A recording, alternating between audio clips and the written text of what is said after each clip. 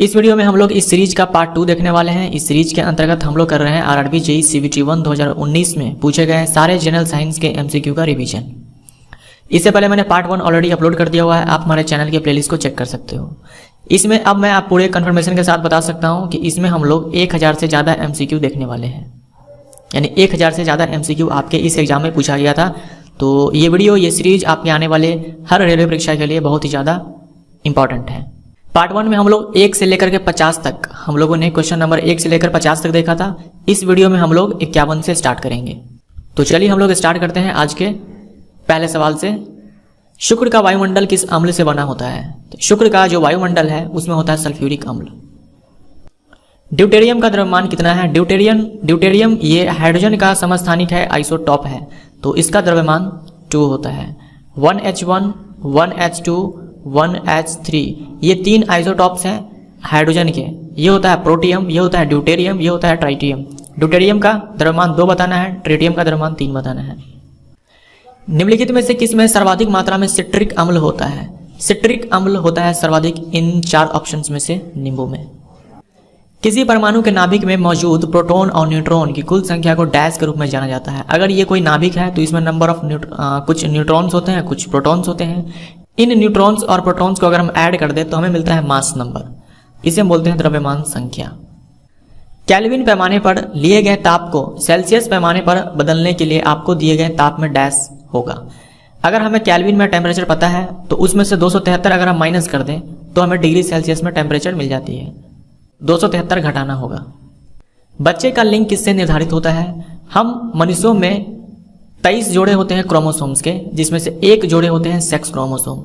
इसमें X और X होता है फीमेल के अंदर और XY होता है मेल के अंदर। तो ये एक पेयर क्रोमोसोम्स का डिटरमाइन करता है कि सेक्स क्या होगा। इसमें से कौन सा विषाणु जनित रोग है, वायरल डिजीज है? रिकेट्स ये बच्चों में विटामिन डी की कमी के कारण होता है। सिफिलिस ये एक बैक्टीरिया के कारण होने वाला डिजीज है और ये है STD यानी कि सेक्सुअली ट्रांसमिटेड डिजीज है। मीजल्स ये रूबोला वायरस के कारण होता है। तो सी इसका राइट आंसर होगा। बेरी ये विटामिन B1 की कमी से होती है। खाद्य डिब्बों पर टीन की कोटिंग की जाती है, जस्ता की नहीं, क्योंकि रिएक्टिविटी सीरीज अगर आपको याद हो, सक्रियता श्रेणी अगर आपको याद हो, तो टीन आपको जस्ता से नीचे दिखेगा। तो टीन कम रिएक्टिव होता है, जस्ता ज्यादा रिएक्टिव होता है, इसीलिए टीन की कोटिंग की जाती है। मानव शरीर में सबसे कठोर पदार्थ कौन सा है? तो ये एनामेल हो जाएगा, दांत का एनामेल।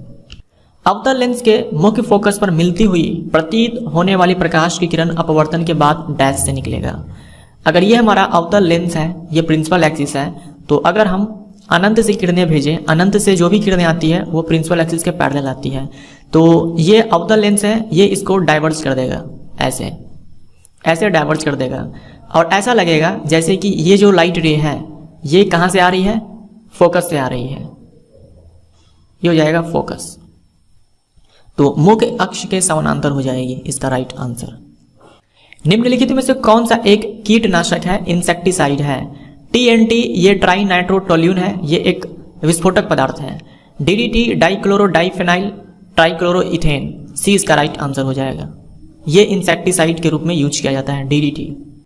निम्नलिखित में से कौन सा साबुन का एक सह उत्पादन है? साबुन बनाने की प्रक्रिया को हम लोग स्पोनिफिकेशन बोलते हैं, और जब साबुन बनता है तो उसके साथ और कौन सा बाई प्रोडक्ट बनता है? ये सवाल में पूछा गया है। ये होता है ग्लिसरीन। ये है एस्टेरिक एसिड, ये एस्टेरिक एसिड है फैटी एसिड। ये फैटी एसिड क्या होता है? इसमें फंक्शनल ग्रुप होता है कार्बोक्सिलिक अम्ल, यानी कि ये फैटी एसिड अब सिर्फ एस्टेरिक एसिड नहीं है जो कि फैटी एसिड है, वसीय अम्ल है, बहुत सारे वसीय अम्ल होते हैं। तो ये वसीय अम्ल चाहे कोई सा भी हो, लॉन्ग चैन कार्बोक्सिलिक एसिड होते हैं, लंबे श्रृंखला वाले कार्बोक्सिलिक अम्ल होते हैं। ये एक क्षार के साथ अभिक्रिया करता है और एक लवण बनाता है। ये लवण है सोडियम स्टेरेट, यही है हमारा सोप यानी कि साबुन। और इसके साथ देखो एक बाई प्रोडक्ट क्या बना है? ग्लिसरॉल। ग्लिसरॉल को ही हम लोग ग्लिसरीन भी बोलते हैं, तो सी इसका राइट आंसर होगा। हो सके ग्लिसरीन की जगह पर आपको कभी ग्लिसरॉल मिले तो आंसर हमारा वही हो जाएगा। और ये जो प्रोसेस है, पूरा रिएक्शन है, कहलाता है स्पोनिफिकेशन या फिर साबुनीकरण। हवा से कांच के प्रिज्म में प्रवेश करने वाली प्रकाश किरणें किस प्रकार झुकेंगी? हवा हो जाएगा हमारा विरल माध्यम, कांच हो जाएगा हमारा सघन माध्यम। जब प्रकाश की किरणें विरल माध्यम से सघन माध्यम में जाती है तो वो अभिलंब की ओर मुड़ जाती है। तो अभिलंब की ओर झुकेंगी। कोई पदार्थ जो अभिक्रिया में भाग लिए बिना अभिक्रिया की गति को बढ़ा देता है उसे क्या कहा जाता है?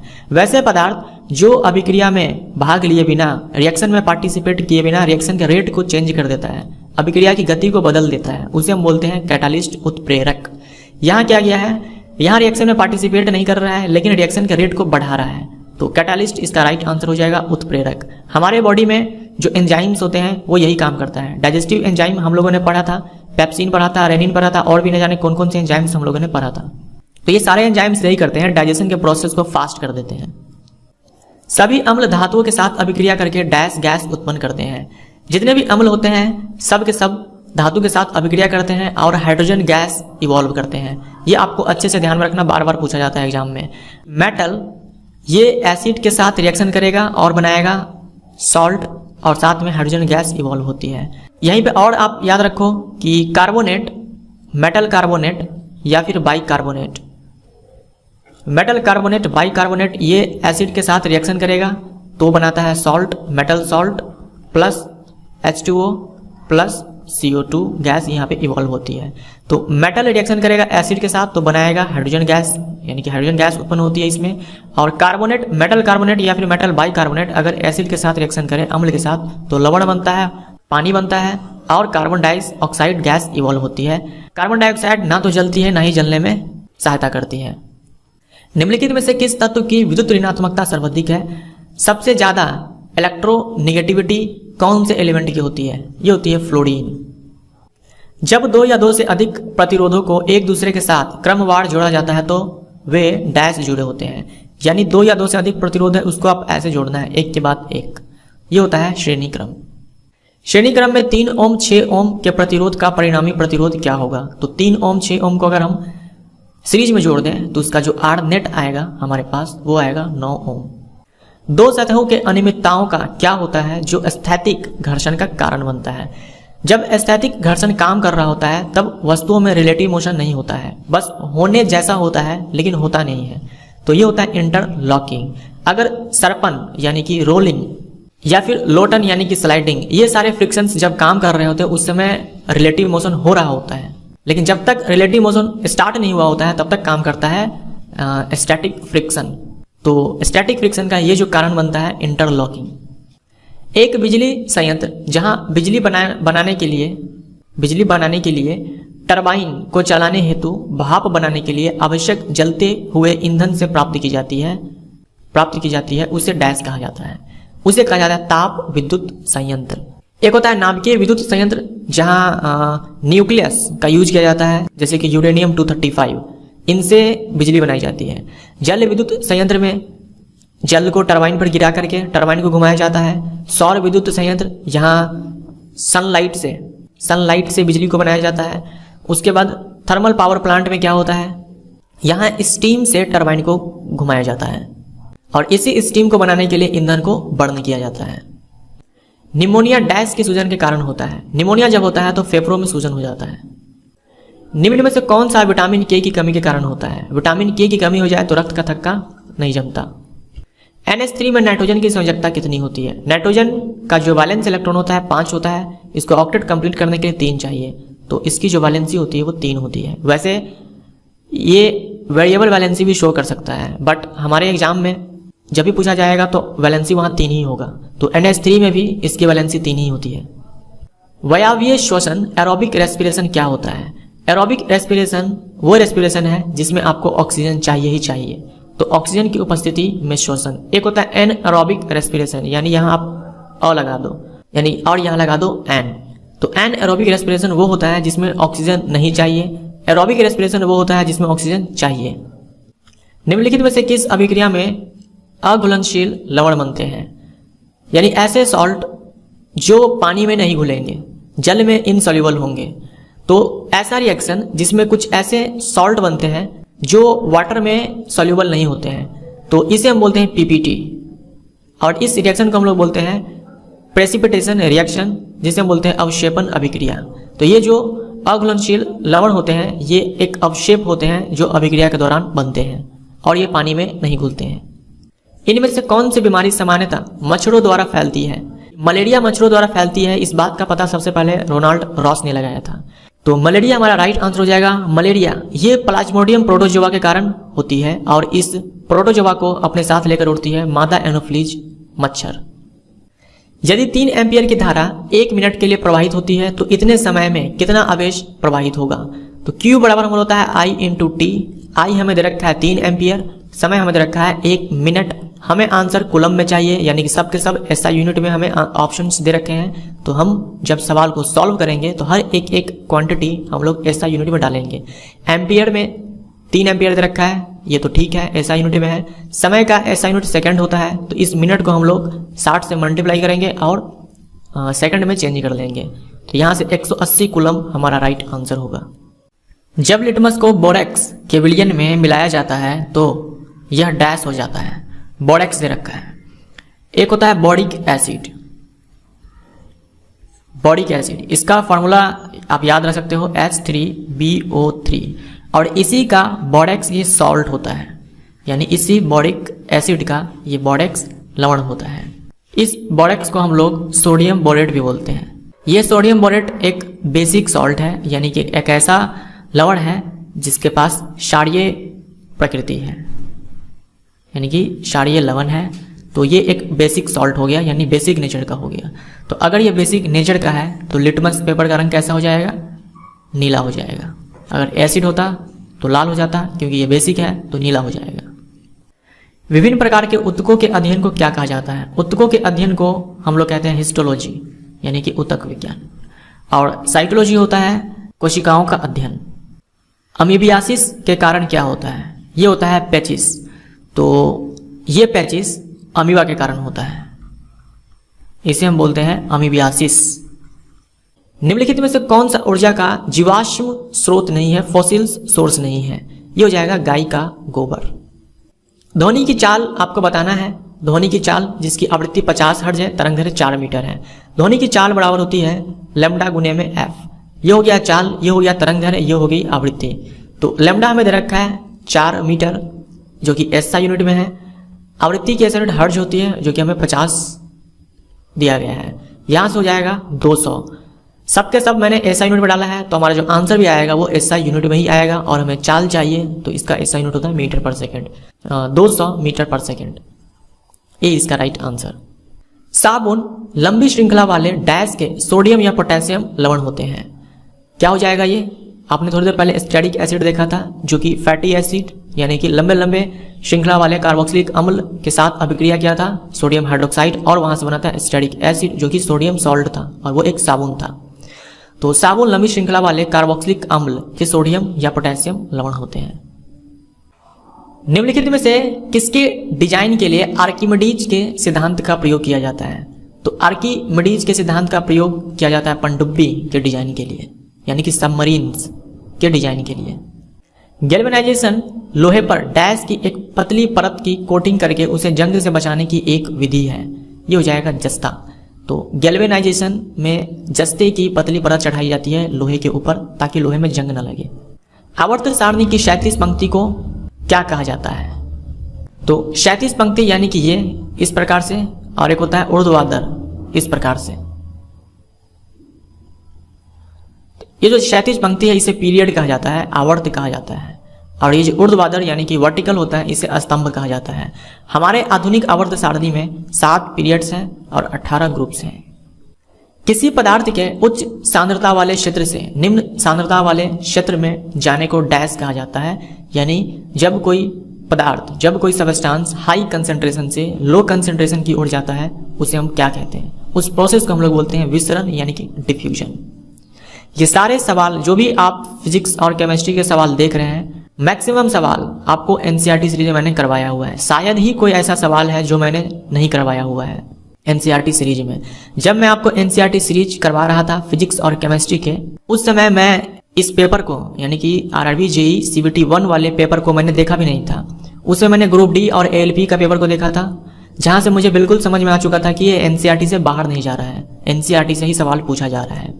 और तब मैंने एनसीईआरटी सीरीज स्टार्ट किया था और देख लो आप, जितने भी सवाल पूछे गए हैं यहाँ मैंने सब आपको उसमें कवर करवाया हुआ है। तो एनसीईआरटी सीरीज आपके लिए बहुत ही ज़्यादा इंपॉर्टेंट है, आप उन सारी वीडियोज़ को अच्छे से ध्यान से देख लो। निम्नलिखित में से कौन सा आपको विटामिन सी की बड़ी आपूर्ति प्रदान करता है? खट्टे फल।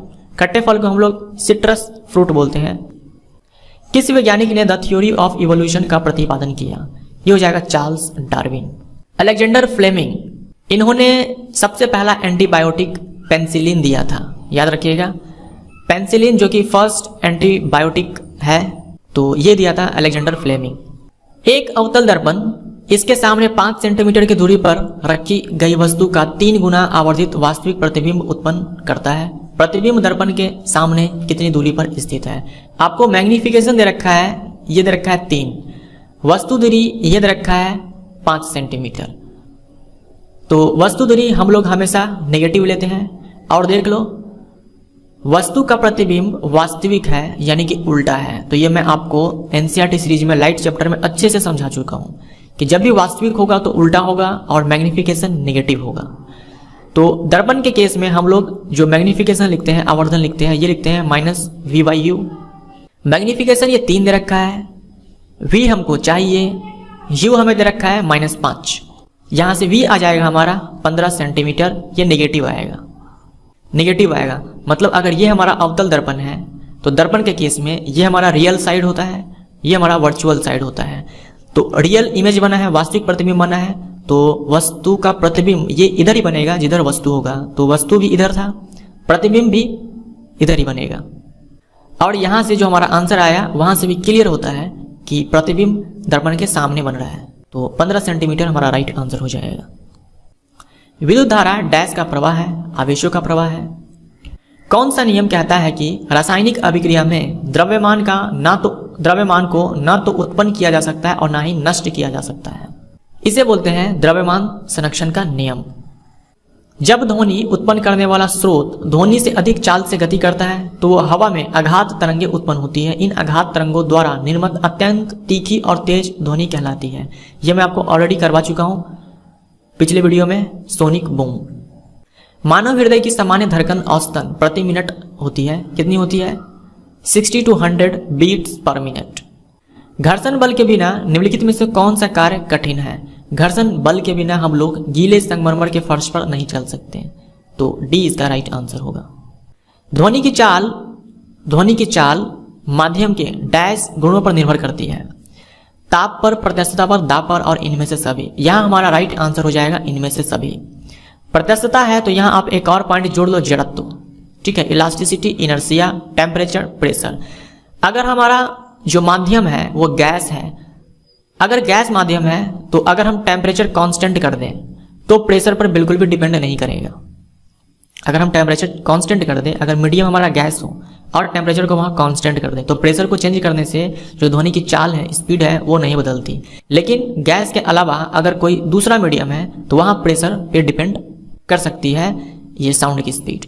तो इनमें से सभी इसका राइट आंसर हो जाएगा। इनमें से कौन सी वायु से भरी शारीरिक गुहा है? वायु से भरी शारीरिक गुहा है साइनस। ये जो आप ग्रीन कलर का हिस्सा देख रहे हो, ये ब्लू कलर का हिस्सा देख रहे हो, ये सब छोटी छोटी कैविटी है जिसमें एयर भरे हैं, इसे बोलते हैं साइनस। तो साइनस एक डिसऑर्डर भी है, एक विकार भी है जो कि नेजल पैसेज में सूजन के कारण हो जाता है। हड्डी, उपास्थि और टेंडन ये सब के सब संयोजी ऊतक है, कनेक्टिव टिश्यू है। टेंडन ये क्या करता है? ये हमारे मसल्स को बोन से अटैच करता है, कनेक्ट करता है, यानी मांसपेशियों को हड्डियों से। उपास्थि को हम लोग बोलते हैं लिगामेंट, ये बोन को बोन से अटैच करता है। और ये हड्डी, उपास्थि, टेंडन ये सब के सब कनेक्टिव टिश्यूज हैं, संयोजी ऊतक है। डैश विटामिन बी का सबसे समृद्ध स्रोत है, ये हो जाएगा अनाज। जो सीरियल्स होते हैं ये विटामिन बी का रिच सोर्स होते हैं। असंतृप्त कार्बन यौगिक जलने पर बहुत सारे काले धुएं के साथ एक डैश रंग की लौ उत्पन्न करते हैं। तो जो अनसैचुरेटेड यानी ऐसे कार्बनिक यौगिक जिसमें डबल बॉन्ड प्रेजेंट होते हैं या फिर ट्रिपल बॉन्ड प्रेजेंट होते हैं, एक भी डबल बॉन्ड या ट्रिपल बॉन्ड हो गया वो हो जाएगा अनसैचुरेटेड।